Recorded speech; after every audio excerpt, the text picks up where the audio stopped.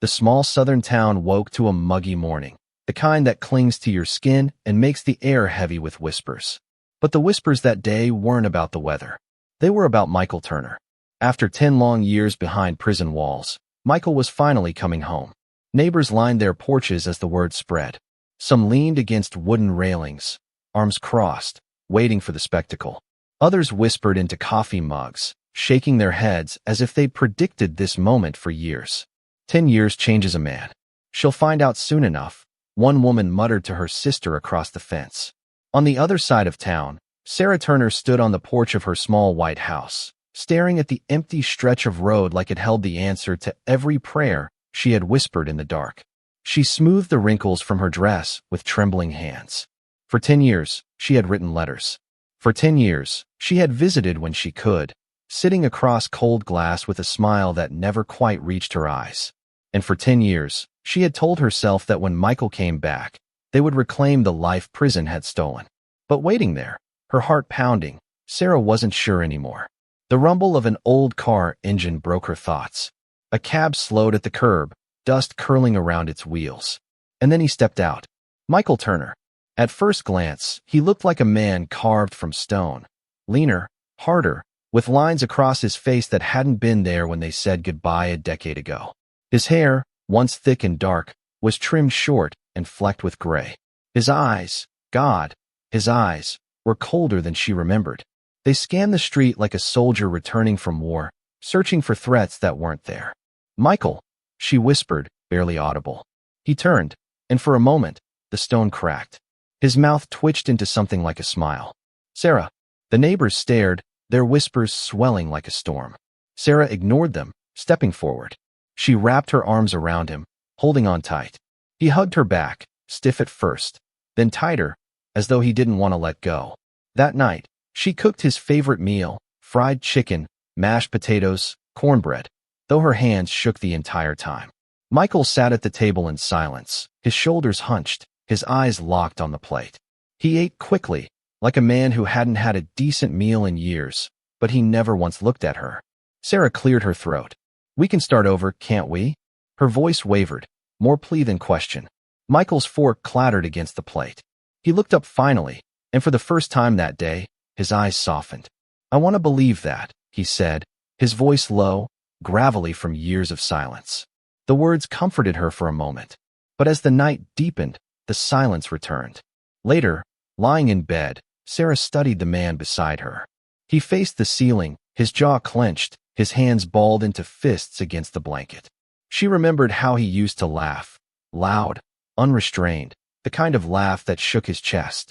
That laugh was gone now. Prison had taken it. She reached for his hand.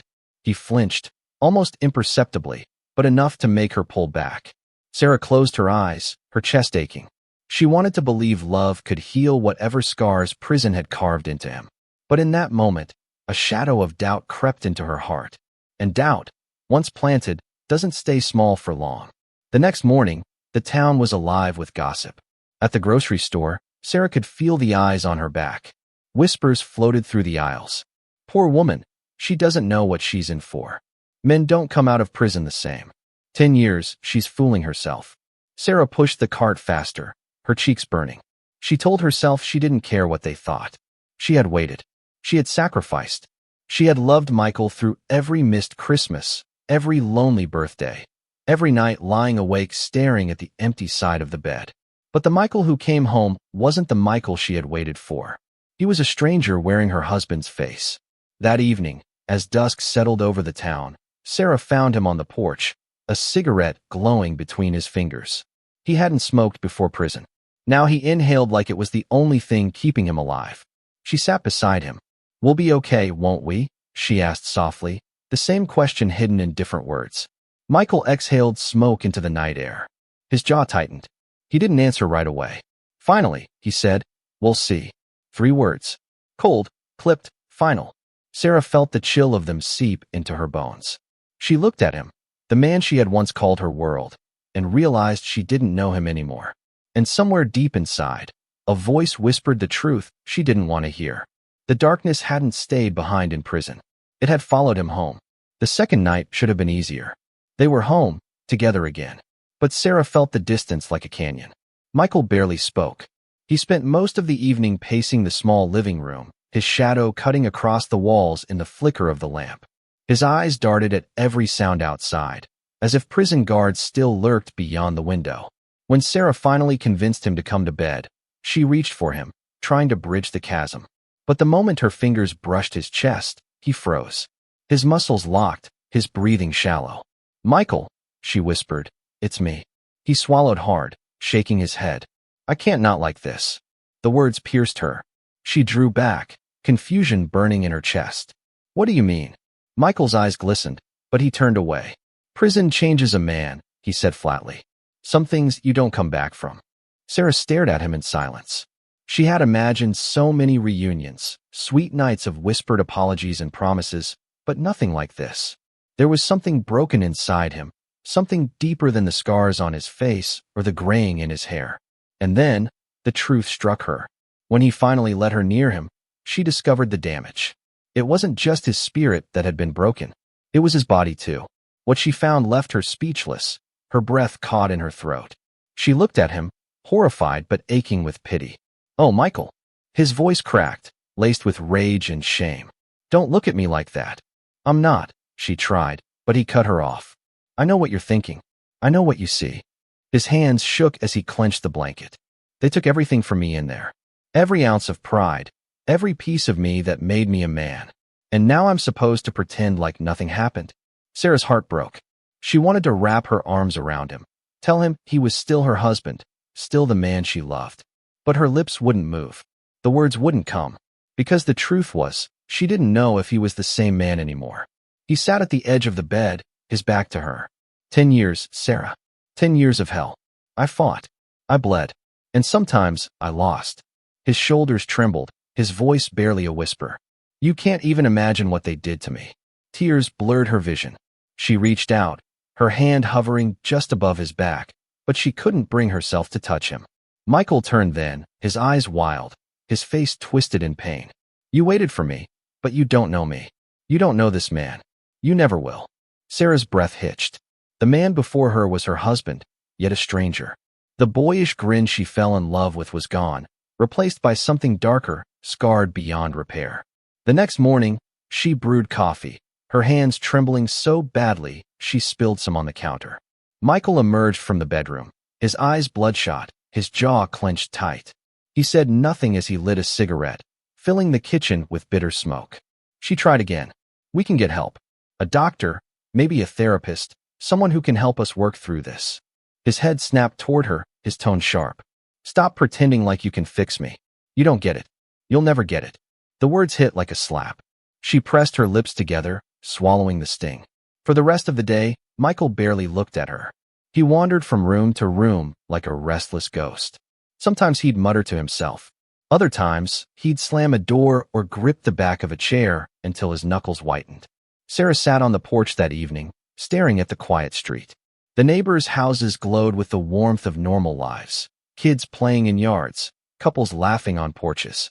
And here she was, locked inside a marriage that felt more like a prison than the one Michael had left. When Michael finally joined her outside, he leaned against the railing, smoke curling around him. His silence was heavy, suffocating. Sarah spoke softly, almost afraid of her own words. "I missed you for 10 years. I don't want to lose you now." He exhaled, the glow of his cigarette flaring. His voice came out cold. "Maybe you already have." Her chest tightened.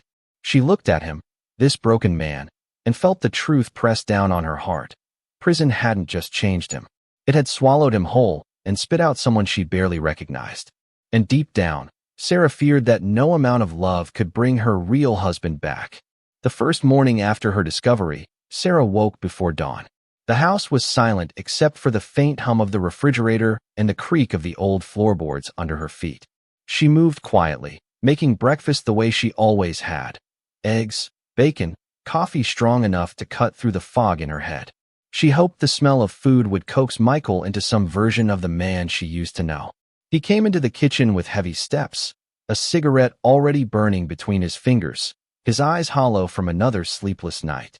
He sat down without a word, pushing the smoke into the air like a shield.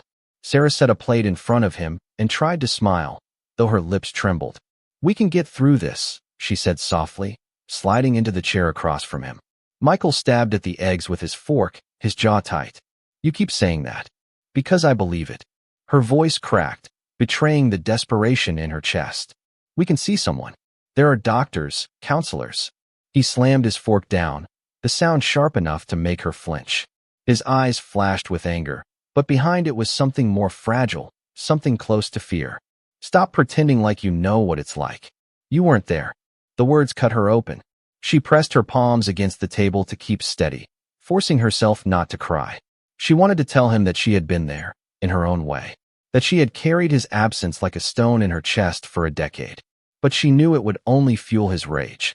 That day dragged on with silence thick as tar. Michael drifted from room to room like a restless animal, smoking, muttering, staring out the window, as if expecting someone to come for him. Sarah felt the walls closing in. This wasn't the reunion she had prayed for. It was a nightmare she couldn't wake from. The second day began with shattered glass. Sarah heard it from the bathroom, an explosion of sound that sent her running. She found Michael in the kitchen, shards of a broken coffee mug scattered across the floor, blood dripping from his hand. "What happened?" she gasped, rushing to grab a towel. He yanked his arm away before she could touch him. His voice shook with fury. "It slipped. That's all." But Sarah saw the storm in his eyes. This wasn't clumsiness. It was rage spilling out of him, rage he couldn't contain. She stood there, trembling, watching him wrap his hand in a dish towel without meeting her eyes. She wanted to reach for him, to soothe him, but fear held her frozen. That night, the silence between them was heavier than any argument. They sat in the living room, the glow of the television painting their faces, neither of them watching. Sarah stared at the flickering screen, her heart aching with every breath. She realized then that love alone wasn't enough. She had loved him through bars and glass, through lonely years and unanswered prayers. But what sat beside her now wasn't the man she had waited for. By the third day, Sarah knew something had to change. She woke to the sound of rain hammering against the windows, the sky outside a sheet of gray. The air felt different, charged, final. She moved through the house slowly, as if every step carried her closer to the moment she dreaded. Michael sat at the kitchen table, smoke curling from another cigarette. The ashtray overflowed, the air thick with bitterness. He looked up at her with eyes rimmed red. Sarah's hands shook as she placed a folded piece of paper on the table. The divorce papers she had spent the night writing. Her voice wavered, but she forced the words out. "I can't do this anymore, Michael." For a moment, he just stared, as if he couldn't comprehend what lay in front of him. Then his face contorted, his body trembling with rage. He pushed back from the table, so violently the chair scraped across the floor. "You waited 10 years just to throw me away?" he roared, his voice cracking. Tears blurred her vision. "I waited 10 years for the man I loved. But he's gone. And what's left? What's left is killing me." He stumbled forward, gripping the edge of the counter, his chest heaving. His voice broke into a plea. "Don't do this. Don't leave me. You're all I have." Sarah shook her head, her heart splitting. "And if I stay, I'll lose myself. I can't live in this prison with you." Michael's knees buckled. He fell to the floor, clutching her legs, sobbing like a child. His tears soaked into her dress, his arms trembling as he clung to her. "Please, Sarah, please don't go." She closed her eyes, her own tears spilling freely. She wanted to lift him, to hold him, to pretend that love could erase the scars of what had been done to him. But deep inside, she knew the truth. No amount of love could heal what prison had carved into him. She pried his hands from her legs, her voice barely a whisper. "I'm sorry." When she turned away, the sound of his sobs filled the house, echoing off the walls like a funeral hymn. Sarah walked down the hall, each step heavier than the last, the weight of her decision pressing against her chest. By the time she reached the door, she knew nothing would ever be the same. 3 days. That was all it had taken for her to realize that the man she had waited for no longer existed. And though her heart shattered as she stepped outside into the rain, she understood something she hadn't before. Sometimes love isn't about holding on. Sometimes it's about letting go before it destroys you both. The courthouse smelled of old wood and rain-soaked coats. The storm outside hadn't let up, and every person who filed into the small county courtroom carried wet umbrellas and the hushed energy of people waiting to witness a tragedy unfold. Sarah stood near the front, her hands clasped so tightly the knuckles whitened. She hadn't slept. She hadn't eaten. But her mind was steady, resolved. In her purse lay the divorce petition, just ink on paper, yet heavier than chains. Michael entered moments later, escorted by his lawyer, but not under arrest. He wore a dark suit that hung loose on his thinner frame, his hair slicked back, his eyes bloodshot. The murmurs rippled through the room like a wave. Everyone knew what had happened. Everyone knew this marriage had shattered in less than a week. When Michael's eyes found Sarah, something flickered. Pain, anger, or maybe both. He looked like a man drowning, furious that the only hand he reached for had let go. The judge, a gray-haired woman with stern eyes, tapped her gavel. Court is in session. The proceedings were routine at first, documents submitted, dates confirmed. But when the judge asked the inevitable question, silence wrapped the room.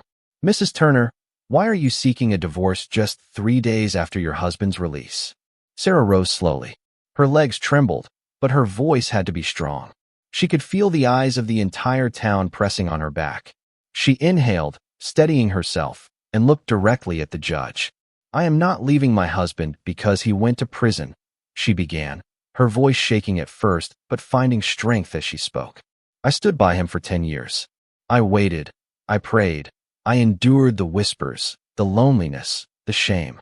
I believed that when he came home, we could start again." Her eyes darted toward Michael. He stared at the table, jaw clenched, his hands gripping each other so hard the veins bulged. "But the man who came home," Sarah's voice cracked, tears brimming. "That man is not the man I married. Prison didn't just take 10 years. It took him. It carved something into him that love can't fix. He's angry, he's broken, and he's hurting in ways I can't heal." The courtroom was still. Not a cough, not a whisper. Sarah swallowed hard, forcing the next words. "If I stay, I lose myself. And if I lose myself, there will be nothing left of either of us. This isn't abandonment. This is survival." A tear slid down her cheek, but her voice didn't waver. "I love the man I married. But that man doesn't exist anymore." The words fell like a hammer, echoing against the wooden walls. The judge's face softened. She leaned back, folding her hands, eyes lingering on Sarah with a weight of understanding. Michael finally looked up. His eyes were wet, his lips trembling. He opened his mouth, but no words came. Only a sound, half sob, half growl, escaped as he shook his head violently. He leaned forward, pressing his palms to his forehead. His lawyer placed a hand on his arm, but he jerked away. "She's lying." Michael spat through clenched teeth. "She doesn't know what she's saying." His voice rose, desperate. "I fought for her. I survived for her. And now she throws me away like garbage." Sarah's knees buckled at his words, but she stood her ground. Her tears spilled freely now, but she didn't sit down. "Michael," she whispered, not for the judge, not for the room, but for him alone. "I didn't leave you in prison. Prison left you with me. And I can't fight those ghosts. Not anymore." For a long, agonizing moment, the courtroom hung in silence. Michael slumped back in his chair, his body shaking, his face buried in his hands. The judge finally spoke. Her gavel tapped lightly, not with authority, but with solemnity. "This court recognizes the petition for dissolution of marriage." Effective immediately, a collective gasp moved through the benches. The decision was expected, but the finality of it, the sharp edge of those words, cut through the room. Sarah sat down, her chest heaving, relief and grief colliding inside her. It was done. The chains had broken, but so had her heart. As the crowd slowly dispersed, Sarah gathered her things with trembling fingers. She rose and walked toward the door, each step echoing like a declaration. Behind her, Michael didn't follow. He remained slumped in his chair, staring at nothing, a hollow man consumed by the weight of all he had lost. Outside, the storm had lifted. The sun pierced through the clouds, the wet pavement shimmering like glass. Sarah stepped into the light, her tears catching the sun, her body weak but her spirit unshackled. She wasn't smiling. She wasn't triumphant. But she was free. And sometimes freedom is the only victory left when love has turned to ashes. Sarah's heels clicked against the courthouse steps, each sound sharp, final, echoing like the closing notes of a hymn. The air smelled of wet pavement and fresh rain, and for the first time in years, She breathed deeply without choking on fear or false hope. She paused halfway down the stairs, gripping the iron railing. Behind her, voices murmured as people filed out. Some pitied her, some judged her, but none of them knew the weight she had carried. She straightened her shoulders. Their whispers no longer mattered. At the bottom of the steps, the world looked different. The sun broke through retreating clouds, painting streaks of gold across the soaked street. Sarah tilted her face toward the light, closing her eyes. Warmth kissed her skin. For the first time in a decade, she felt a flicker of peace. But peace came with guilt. She remembered the man she had married, the boyish grin, the laugh that shook his chest, the dreams they had whispered on nights when the world felt wide open. She remembered the letters he had written from prison, full of longing and apologies, words that had kept her alive through long nights. She remembered her own promises. "I'll wait for you. I'll be here." She had kept those promises. But the man she welcomed home wasn't the one who had written them. And though she had signed the papers, she couldn't shake the grief of burying a marriage while both of them still lived. "Mrs. Turner." A voice pulled her back. It was the judge, stepping out under an umbrella, pausing when she saw Sarah on the steps. Her tone softened, dropping the formality. "You showed great courage today. Don't let anyone tell you otherwise." Sarah nodded, words lodged in her throat. Courage. It felt more like failure. She turned toward her car parked along the curb, her hands trembling as she dug for the keys. Sliding behind the wheel, she stared at her reflection in the rearview mirror. Red-rimmed eyes, tear-streaked cheeks, hair plastered by rain. She didn't see a woman who had won anything. She saw a survivor, and survival rarely looked beautiful. The engine coughed to life. As she pulled away, the courthouse shrank in the rearview mirror, along with the man she had once believed was her forever. Michael hadn't followed her out. He hadn't tried. In some ways, that hurt more than all his pleading and shouting. The road out of town stretched long and straight, lined with dripping trees and the faint scent of wet earth. On the radio, a song came on, a love ballad from years ago, one they used to sing in the car with the windows rolled down. Her throat tightened. She gripped the steering wheel, torn between turning it off and letting it carry her back. Finally, she let it play. She let herself cry until the sound of her own sobs drowned out the lyrics. She cried for Michael, for herself, for the 10 years swallowed by prison walls, for the 3 days that destroyed what little was left. By the time she reached the edge of town, her tears had dried. She wiped her face with her sleeve, exhaling shakily. A new thought settled in her chest. Not peace, not joy, but resolve. She whispered to the empty car, as if Michael could hear her still. "I loved you. God help me. I'll always love the man you used to be. But I can't be chained to the man prison left behind." The words hung in the air, final, raw, true. That night, back at the small house, Sarah moved through rooms that suddenly felt larger, emptier. She folded away photographs, placing them in boxes, not because she wanted to erase the past, but because she couldn't bear to keep staring at what she had lost. She left one photo out, a younger Michael, grinning wide at their wedding, eyes bright with promise. She set it on the mantel, whispering, "Rest in peace," though he was still alive. Outside, the town went quiet. The gossip would linger, of course. Some would say she abandoned him. Others would say she saved herself. But Sarah knew the truth was more complicated, tangled in love and pain and survival. In the silence of her empty home, she poured herself a glass of wine and sat by the window, listening to the rain taper into stillness. She imagined Michael somewhere across town, hunched over a cigarette, drowning in memories he couldn't escape. A pang of sorrow twisted through her, but she didn't let it consume her. Instead, she whispered to herself, "I'm free." The words felt foreign, but not unwelcome. And as the clock ticked past midnight, Sarah realized that freedom didn't always arrive with joy or triumph. Sometimes it arrived in quiet exhaustion, in the steady heartbeat of a woman who had finally chosen herself. She closed her eyes, letting the darkness settle. Tomorrow would come, and with it, new burdens, new doubts. But for tonight, she had survived. And survival, after everything, was enough.